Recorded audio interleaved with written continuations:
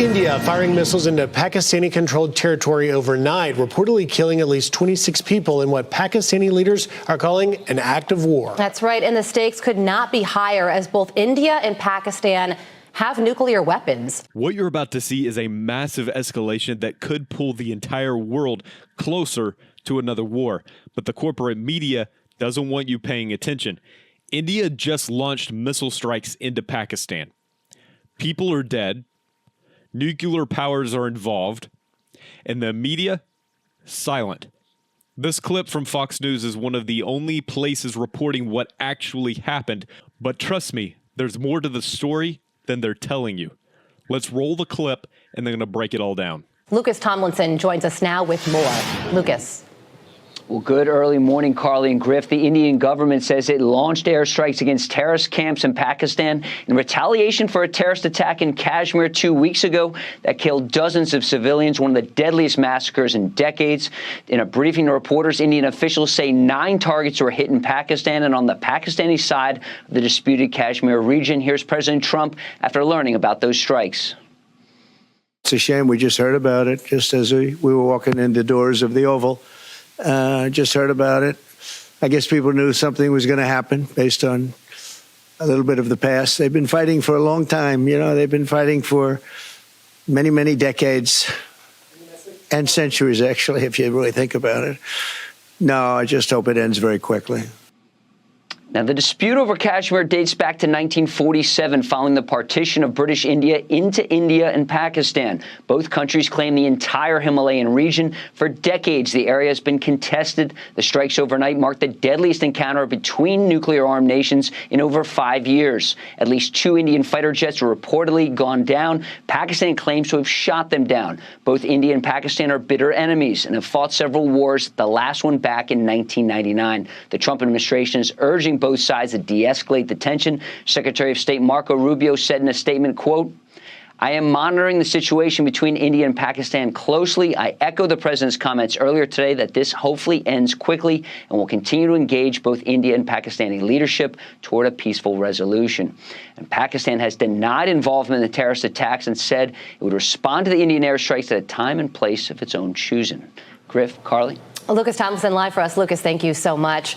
Let's bring in Chief Editor of the Middle East Forum, Jim Hanson. Jim, good morning to you. You know, we're talking about an escalation in conflict between 2 nuclear-armed countries. How should we view this development, and what happens next?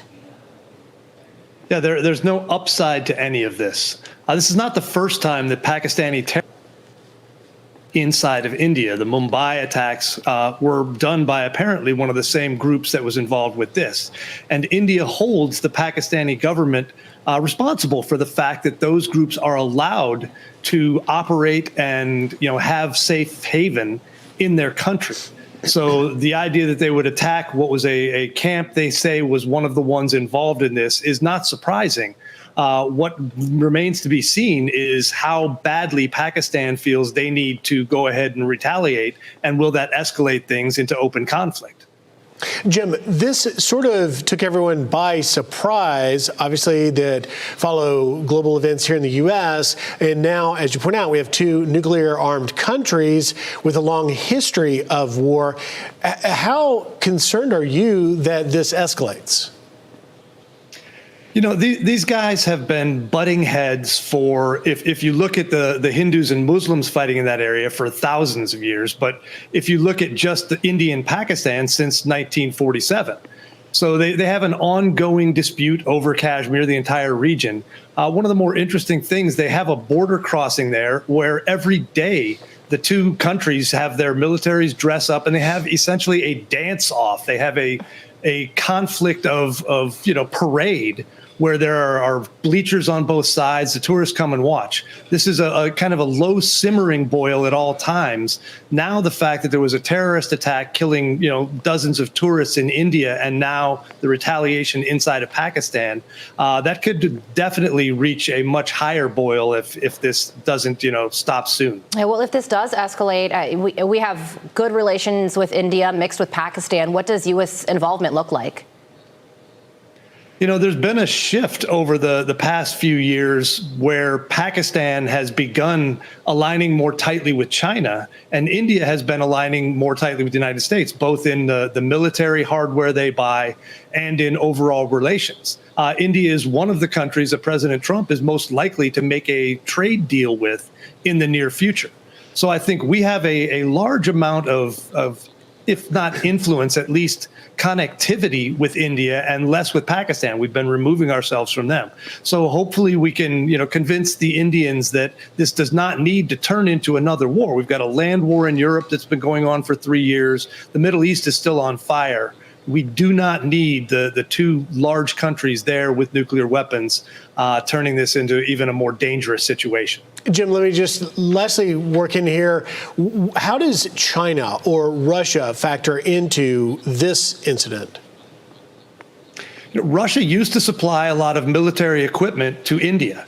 And that's been less over the passing years. And as I mentioned, China has become more tightly aligned with Pakistan. We used to have a very, a tight relationship with Pakistan. It was never good. We never had a trusted relationship with them because they have so many terrorist groups that operate in their territories. They had bin Laden hidden there for years and years. So we've moved away from that as we moved away from Afghanistan. So I think there is the element of a U.S. and China behind the scenes on this, both probably talking to the respective countries.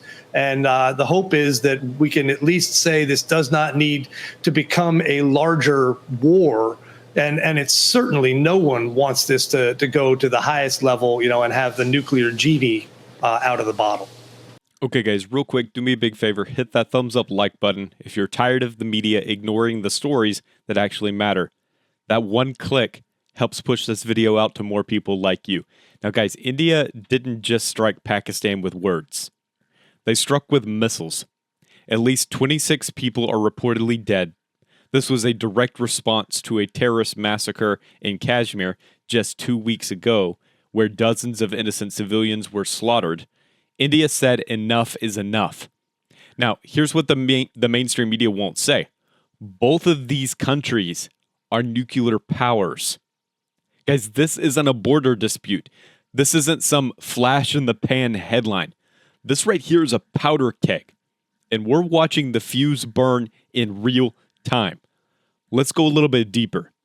India claims the terrorists behind the Kashmir massacre were operating from inside Pakistan. And guess what? It's not the first time.